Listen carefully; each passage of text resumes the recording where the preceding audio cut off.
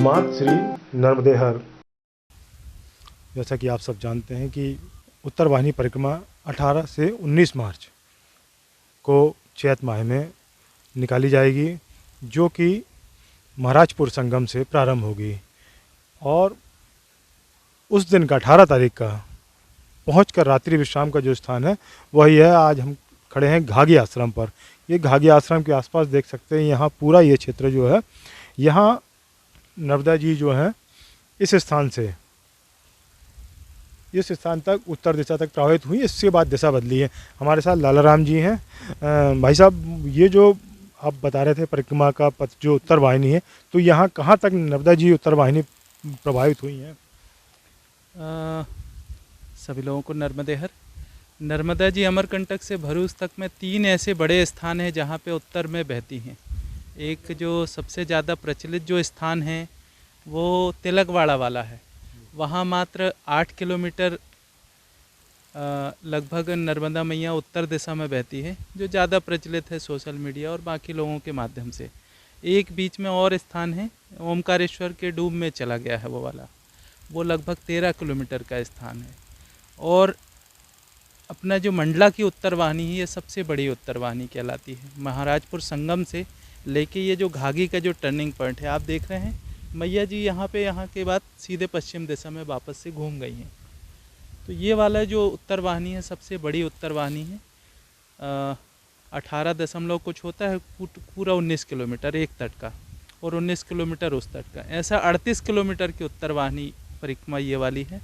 आप सभी लोगों के प्रयास से ये दूसरा वर्ष है। ज़्यादा से ज़्यादा लोगों से आग्रह है कि यहाँ पे उत्तर वाहिनी में आप सादर आमंत्रित हैं 18 और 19 मार्च में। 18 तारीख का रात्रि पड़ाव हम लोगों का इस आश्रम परिसर में रहने वाला है।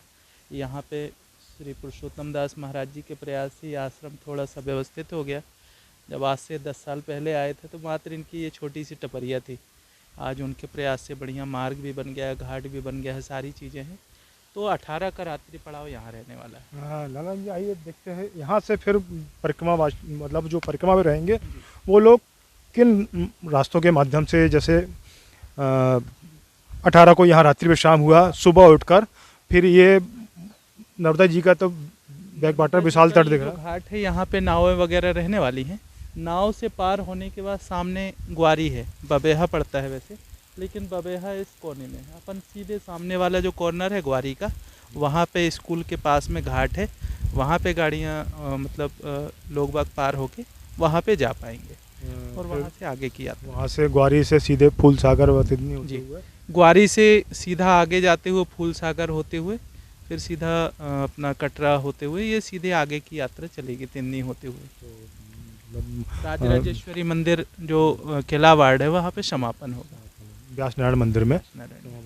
रास्ते में समझ लीजिए तिन्नी आश्रम में बाल भोग वगैरह की व्यवस्था जो। जी यहाँ पे जैसे कि तट परिवर्तन होंगे तो ग्वारी में भी बाल भोग होगा और दोपहर की प्रसादी ऐसा प्रयास कर रहे हैं कि वो जो अपना अग्रवाल जी वहाँ पे होगी और फिर उसके बाद बाल भोग और बाकी सारी चीज़ें होते हुए राजराजेश्वरी व्यास नारायण मंदिर में यात्रा का समापन रहेगा।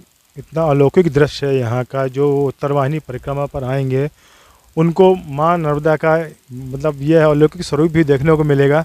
बहुत अच्छी लोग। सुबह मेरे ख्याल से दृश्य और अच्छा होता होगा, शाम को अभी हम दोपहर में खड़े हुए हैं तो इतना अच्छा लग रहा है। तो जो भी उत्तर वाहिनी परिक्रमा करेंगे, कहा भी जाता है कि चैत माह में पूरे महीने उत्तर वाहिनी परिक्रमा करने का प्रावधान है, शास्त्रों में विधान भी बताया गया है। जो पूरी परिक्रमा नहीं कर पाता, यदि वह उत्तर वाहिनी परिक्रमा ही कर लेता है तो उससे पूर्ण नर्मदा परिक्रमा का पूर्ण लाभ प्राप्त होता है, ऐसा शास्त्रों में निहित है, साधु संत बताते हैं।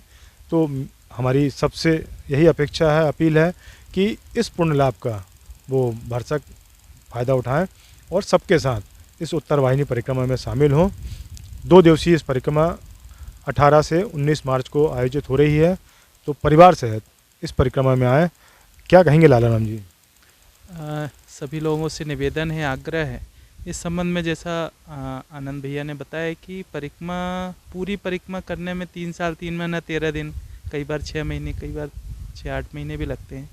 हम अपने परिवार गृहस्थ जीवन में कहीं ना कहीं इतना लंबा समय नहीं निकाल पाते। लेकिन ये जो मुहूर्त रहता है चैत्र महीने में इस उत्तर वाहिनी का करने का, तो उसका जो पुण्य फल है काफ़ी कुछ उस परिक्रमा के पुण्य फल के जैसा है। तो इसीलिए आप सभी लोगों से आग्रह है, निवेदन है कि उस उत्तर वाहिनी में शामिल होकर परिक्रमा के पूर्ण परिक्रमा का कुछ तो अंश यहाँ पे मिलेगा। आपका बहुत बहुत धन्यवाद। नर्मदे हर। नर्मदे।